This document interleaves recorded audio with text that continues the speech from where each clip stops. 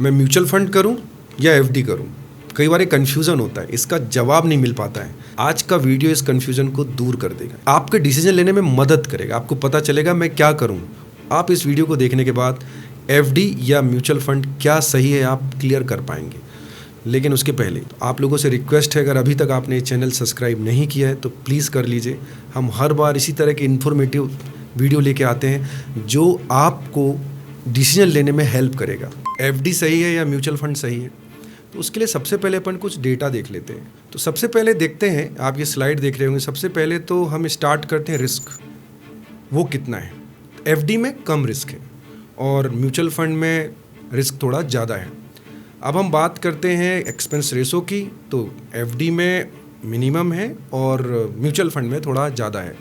फिर हम बात करते हैं लिक्विडिटी की, तो दोनों में लगभग बराबर है, म्यूचुअल फंड में थोड़ा ज़्यादा है। अब हम बात करते हैं इन्वेस्टमेंट अमाउंट की। होता है ना कि मैं इन्वेस्टमेंट कितने से करूं, मेरे पास कितना पैसा होना चाहिए, तो एफडी में जाऊं या म्यूचुअल फंड में जाऊं। तो एफडी के लिए एक मिनिमम अमाउंट होता है, लेकिन म्यूचुअल फंड एसआईपी में आप 100 रुपये 500 रुपये से भी आप स्टार्ट कर सकते हैं। फिर आता है टेन्योर, तो एफडी का एक फ़िक्स टेन्योर होता है, म्यूचुअल फंड का ऐसे कोई फ़िक्स टेन्योर नहीं होता, फ्लेक्सिबल होता है, आप कभी भी निकाल सकते हैं। फिर आता है फंड मैनेजर। क्या कोई फंड मैनेजर होता है? एफडी में कोई फंड मैनेजर नहीं होता। एफडी में आपने पैसा जमा कर दिया, आपको बता दिया गया इतने साल के बाद इतना मिलेगा और बात ख़त्म हो गई। लेकिन म्यूचुअल फंड में यस, एक फंड मैनेजर होता है जो आपके फ़ंड को देखता है। फ्लेक्सिबिलिटी एफडी में लिमिटेड है और म्यूचुअल फंड में हाई है। एफडी कौन करता है, कहाँ करते हैं? बैंक करते हैं और उसको कौन देखता है? आरबीआई देखता है। और म्यूचुअल फंड को कौन देखता है? सेबी देखता है। तो ये मोटा मोटा हमने एक फ़र्क देख लिया जो एफडी और म्यूचुअल फंड में है। आगे बढ़ रहे हैं, लेकिन उसके पहले एक डेटा मैं आपको दिखाना चाहता हूँ। ये डेटा है Indian bank deposit versus mutual fund AUM 2019 to 2025। पिछले 6 साल का एक डेटा निकला है जो आरबीआई ने दिया है। उस डेटा को आप ध्यान से देखिए, वो क्या कह रहा है। वो ये कह रहा है कि मार्च 19 में जो म्यूचुअल फंड इन्वेस्टमेंट था और जो बैंक डिपॉजिट था, वो उसका फ़र्क बताया गया है। तो मार्च 19 में बैंक डिपॉजिट का सिर्फ 19% म्यूचुअल फंड इन्वेस्टमेंट था, सिर्फ 19%। मार्च 20 में 16% हो गया म्यूचुअल फंड, क्योंकि उस समय कोविड था, रिस्क था, तो शायद लोगों ने विड्रॉल किया होगा, इसलिए और कम हो गया। लेकिन 21 में ये वापस बढ़ के 20% हो गया। मार्च 23 में 21% हुआ और मार्च 25 में आप देखिए क्या हुआ। अगर आप बैंक डिपॉजिट देखें तो बैंक डिपॉजिट जो है लगभग 234 लाख करोड़ बैंक डिपॉजिट है और करीब 65 लाख करोड़ म्यूचुअल फंड है। मतलब बैंक डिपॉजिट का 28% ही म्यूचुअल फंड में इन्वेस्टमेंट है। लेकिन अगर आप पिछले 6 साल में देखें तो 19 से बढ़ के, सिर्फ 6 ईयर में 19 से बढ़ के 28% हुआ है। इसका क्या मतलब है? इसका मतलब यह है कि बैंक डिपॉजिट जो है वो शिफ्ट हो रहा है धीरे धीरे म्यूचुअल फंड की तरफ। तो आगे बढ़ते हैं अब कि ये लोग शिफ्ट क्यों हो रहे हैं, लोग बैंक डिपॉजिट से म्यूचुअल फंड की तरफ क्यों शिफ्ट हो रहे हैं। 28% बहुत ज़्यादा है। मतलब पिछले 10 साल में इसकी ग्रोथ 100% तक पहुँच गई है। अब देखते हैं, पहले हम देखते हैं एफडी का रिटर्न क्या है। तो एक टॉप 6 बैंक है, उनके रिटर्न्स देख लेते हैं। तो एचडीएफसी बैंक जो है 6.25 है और सीनियर सिटीजन के लिए 6.75 है। आईसीसी बैंक 6.25, 6.75 सेम है। कोटक महिंद्रा बैंक भी सेम है, 6.25, 6.75। अब आप एसबीआई को देखिए जहां 6.25 से 6.75, ये भी सेम है। यूनियन बैंक 6.40 टू 6.90, ये एफडी रेट है जो हमारे देश में मिलते हैं। अलग अलग टेन्योर के लिए होंगे। सीनियर सिटीजन का भी इसमें बताया गया है। अब आगे बढ़ते हैं। अब आपको ये स्लाइड देखना ज़रूरी है। अब ये एक डेटा बता रहा है कि 2021 टू 2025 हमारे यहाँ का इन्फ्लेशन रेट रहा है लगभग 5.53%। इसका क्या मतलब होता है? महंगाई दर। मतलब अगर कोई चीज़ पिछले साल 1 लाख रुपए की थी और महंगाई दर 5% में ले लेता हूँ, तो अगले साल वो बढ़ के हो जाएगी 1,05,000 की। अगर मेरा इन्वेस्टमेंट 1 लाख है और वो भी बढ़ के 1,05,000 हो गया, तो फिर इन्फ्लेशन तो बीट ही नहीं कर पाया, मतलब इक्विवेलेंट टू ज़ीरो हो गया। तो मुझे ऐसी जगह इन्वेस्टमेंट करना चाहिए जो एटलीस्ट इन्फ्लेशन को बीट कर पाए। तो हमने दोनों चीज़ें देख ली। एक तो हमने देख लिया एफडी रेट और दूसरा हमने देख लिया इन्फ्लेशन क्या चल रहा है हमारे देश में। अब आगे बढ़ते हैं। एक और इंटरेस्टिंग डेटा है जो आप लोगों के सामने दिखाना चाहते हैं और वो है bank interest rate around the world. पूरी दुनिया में अपन एक बार देख लेते हैं कि क्या इंटरेस्ट रेट चल रहा है पूरी दुनिया में। तो अपन देखते हैं लोएस्ट कहाँ है, तो वो स्विट्ज़रलैंड में है। वहाँ पे कोई इंटरेस्ट रेट मिलता नहीं, वहाँ 0 है। फिर उसके बाद आप जापान देख लीजिए, वहाँ पे 0.5 है, मतलब वो भी लगभग 0, वहाँ पे कोई इंटरेस्ट रेट नहीं। फिर सिंगापुर है, यहाँ पे बहुत ही कम है। तो ये 2-3 कंट्री हो गए जहाँ पे कोई इंटरेस्ट रेट मिलता ही नहीं है। पैसे जमा करने में वहाँ पैसे बढ़ते नहीं हैं। अब लेकिन देखते हैं कोई ऐसी कंट्री है क्या जहाँ पे इंटरेस्ट रेट बहुत ज़्यादा है? हाँ है। कौन सी है? टर्की।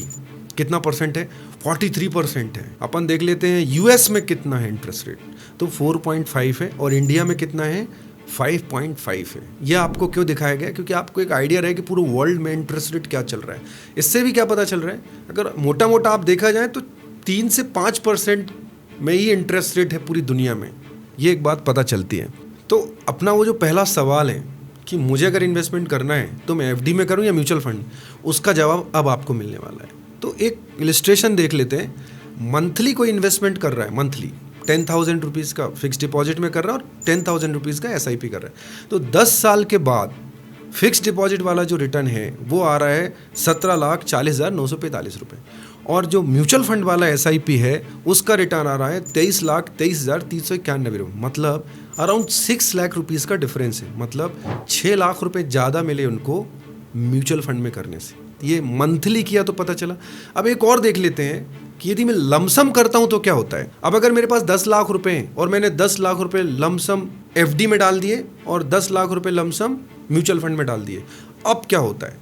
अब इसमें देखते हैं कि 5 साल के बाद आप देखिए, 10 साल, 15 साल और 20 साल, हमने 4 अलग अलग टर्म लिए हैं। तो 5 साल के बाद आ रहा है म्यूचुअल फंड में 20 लाख, एफडी में 14 लाख, 10 साल में आ रहा है 40 लाख और 19 लाख, 15 साल में आ रहा है 81,37,000 म्यूचुअल फंड में, और एफडी में आ रहा है 27,56,000। 20 साल के बाद आप देखिए 1,63,00,000 रुपए हो गया जो मैंने 10 लाख रुपए लगाया था, और एफडी में हो गया 38,70,000। डिफरेंस क्या आया? अगर इस 20 साल को मैं देखूं, मैंने अगर 10 लाख रुपए का एफडी और 10 लाख रुपए का म्यूचुअल फंड किया है, तो दोनों के बीच में जो डिफरेंस आ रहा है वो आ रहा है 1,24,00,000 रुपए का। 1,24,00,000 रुपए का डिफरेंस है। मतलब 1,24,00,000 रुपए ज़्यादा मिलते अगर मैंने म्यूचुअल फंड में लगाया होता तो। लेकिन ये रिटर्न किसके हिसाब से लिए गए हैं? ये रिटर्न लिए गए हैं जो पिछले 25 सालों में रिटर्न दिया है, 15% के हिसाब से लिया गया है CAGR।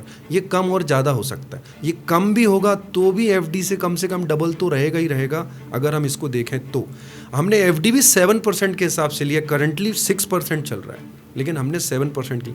अब इस दो स्लाइड को देखने के बाद एक बात पता चल रही है, अगर मैं मंथली करता हूँ तो भी उसमें 6 लाख रुपए ज़्यादा मिल रहे थे, और यदि मैं वन टाइम फिक्स डिपॉजिट करता हूँ, चाहे मैं 10 साल के लिए करूँ तो 20 लाख का फ़र्क आ रहा है, 5 साल के लिए करूँ तो 6 लाख का फ़र्क आ रहा है, 15 साल के लिए करूँ तो 53 लाख 53 लाख का फ़र्क आ रहा है, और यदि मैं 20 साल के लिए करूँ तो 1,24,00,000 रुपए का फ़र्क आ रहा है। मतलब म्यूचुअल फंड में ज़्यादा रिटर्न आ सकते हैं। ये बात तो बहुत क्लियर हो गई। ये कौन बोल रहा है? ये डेटा बोल रहा है। और आप वो स्लाइड याद करिए जहाँ मैंने बोला कि वो जो बैंक डिपॉजिट था वो धीरे धीरे शिफ्ट हो रहा है म्यूचुअल फंड की तरफ, और उसकी वजह ये है, ये रिटर्न्स लोगों को दिख रहे हैं। पहले लोग इसमें नहीं आते थे। पहले हमारे देश में सिर्फ 2 या 3% लोग ही इसमें इन्वेस्टमेंट करते थे, अलग अलग रीजंस की वजह से। लेकिन अब धीरे धीरे करके रेशो बढ़ गया है, और अब करीब 7-8% लोग म्यूचुअल फंड में जा रहे हैं, बिकॉज उनको दिख रहा है कि रिटर्न इसमें ज़्यादा आ सकता है। तो क्या इसका एक और चीज़ है, कई लोग बोलेंगे हमें म्यूचुअल फंड में तो बहुत इक्विटी वाले फंड में नहीं जाना है, हमें रिस्क नहीं लेना है। तो उसका भी आंसर है, अगर आप ज़्यादा रिस्क नहीं लेना चाहते तो इस तरह के भी फंड हैं जो बैलेंस फंड होते हैं। 60-40 का रेशो होता है जहाँ पे आप वो देख सकते हैं। तो एक ऐसा फंड का एग्जांपल ले लेते हैं। वो फंड है SBI इक्विटी हाइब्रिड फंड। इसमें अगर सिंस इंसेप्शन देखें तो 14.86% का रिटर्न आया है। मतलब मैं इस फंड में भी डाल देता 10 साल के लिए तो लगभग वही रिटर्न आते जो बताया गया है। एक और फंड देख लेते हैं, HDFC बैलेंस एडवांटेज फंड। अगर मैंने इसमें भी पैसा डाला होता तो सिंस इंसेप्शन 17% है। मतलब अगेन वो जो अमाउंट बताया गया है वो आता है। ये डेटा बता रहा है कि पिछले 15 सालों में, 10 सालों में इन फंड्स ने ऐसा रिटर्न दिया है। लेकिन अब सवाल ये उठता है कि इसका मतलब क्या है? कि एफडी गलत है? नहीं, एफडी गलत नहीं है। एफडी भी होना चाहिए, लेकिन उसका एक परसेंटेज होना चाहिए कि मुझे किस अमाउंट का एफडी करना है और किस अमाउंट को मुझे म्यूचुअल फंड में डालना है। कई बार गलती ये होती है कि हम पूरे का पूरा एफडी कर देते हैं, तो वो इन्फ्लेशन को बीट ही नहीं कर पाता है। अगर 5% बढ़ भी रहा है और यदि 5% इन्फ्लेशन रेट भी है, तो फिर आपको रिटर्न कहाँ आया? अगर 6 से 7% का एफडी इंटरेस्ट रेट मिल रहा है और इन्फ्लेशन रेट 5%, तो 2% रिटर्न बचा। तो अगर आपके पास बेटर ऑप्शन है तो आपको वहाँ जाना चाहिए। तो इसका मतलब क्या निकलता है? क्या एफडी खराब है? नहीं, एफडी में करना चाहिए। अगर आपकी एज 65 साल प्लस है तो फिर आपको 40% एफडी करना चाहिए, 60% इस तरह के फंड में आना चाहिए जहां 60-40 का रेशो है। इसमें अगर आप आते हैं तो इसमें आप 10 से 12%, 13% तक का रिटर्न आ सकता है और इसमें रिस्क भी कम रहता है। एक सवाल ये भी आ सकता है कि नहीं, मुझे तो 100% सिक्योर फंड में जाना है जहाँ पे कोई रिस्क बहुत ही कम हो और रिटर्न भी एफडी की तरह आ जाए या उससे थोड़ा ज़्यादा है। तो उससे थोड़ा ज़्यादा एफडी के बराबर या थोड़ा ज़्यादा रिटर्न आपको मिल सकते हैं, वो है डेब्ट फंड में। उनमें रिटर्न 6.5 से 7% के करीब करीब आ जाते हैं। और वो फंड के नाम कौन है? वो ये नाम है, आप जा सकते हैं, सिक्योर हैं। अब इसको समराइज यदि करते हैं कि यार मैं क्या करूं, मतलब इससे मुझे क्या समझ में आया कि मैं एफडी में जाऊं या म्यूचुअल फंड में जाऊं। देखिए, ज़्यादा रिटर्न तो म्यूचुअल फंड में ही मिल सकते हैं, लेकिन हम आपको सलाह देंगे कि आप जहां भी जाएं अच्छे से सोच समझ के जाएं या किसी एक्सपर्ट की सलाह ज़रूर लें। इसके लिए सबसे अच्छा तरीका है कि अगर मेरे पास 10 लाख रुपए है और मेरी एज 55 साल से कम है, तो मुझे 8 लाख रुपए म्यूचुअल फंड में डालना चाहिए और 2 लाख रुपए की एफडी करना चाहिए। जैसे जैसे मेरी एज बढ़ती है वैसे वैसे मुझे अपने पोर्टफोलियो को शिफ्ट करना चाहिए। अगर अभी आपका एज 50 साल से कम है तो फिर अभी आपको एफडी करने की ज़्यादा ज़रूरत नहीं है। कुछ अमाउंट की कीजिए, बाकी अमाउंट आप एमएफ में लाइए, तो आप वेल्थ क्रिएट कर पाएंगे। तो हमने एक इन्फॉर्मेशन दी आपको कि रिटर्न कहाँ ज़्यादा आ सकते हैं, कौन कौन से फंड ऑप्शन अवेलेबल हैं। ये आपके ऊपर है कि आप किस तरह का इन्वेस्टमेंट प्रेफर करते हैं। आप चाहें तो एफडी भी कर सकते हैं और आप चाहें तो म्यूचुअल फंड में भी जा सकते हैं। कुछ म्यूचुअल फंड के हमने एग्जाम्पल भी दिए हैं डेटा के साथ कि अगर आप इस पर जाते हैं तो आपको बहुत फ़ायदा होगा। अब ये वीडियो आप कई लोगों तक अगर भेज देंगे तो जिनको लॉस हो रहा है, आप सोचिए अगर मैंने 10 साल के लिए एफडी कर दी और मेरी उम्र सिर्फ 40 साल है या अभी 45 साल है और 10 साल के बाद मुझे पता चलता है कि जहां मुझे 1,24,00,000 रुपए मिलना था वहां मुझे 38 लाख रुपए या 50 लाख रुपए मिला है, 50-60 लाख रुपए का डिफरेंस आ सकता है। तो आज ये वीडियो उन तक शेयर कर दीजिए, तो कम से कम वो अपना इन्वेस्टमेंट, अपना पोर्टफोलियो सही कर लेंगे। बहुत बहुत धन्यवाद।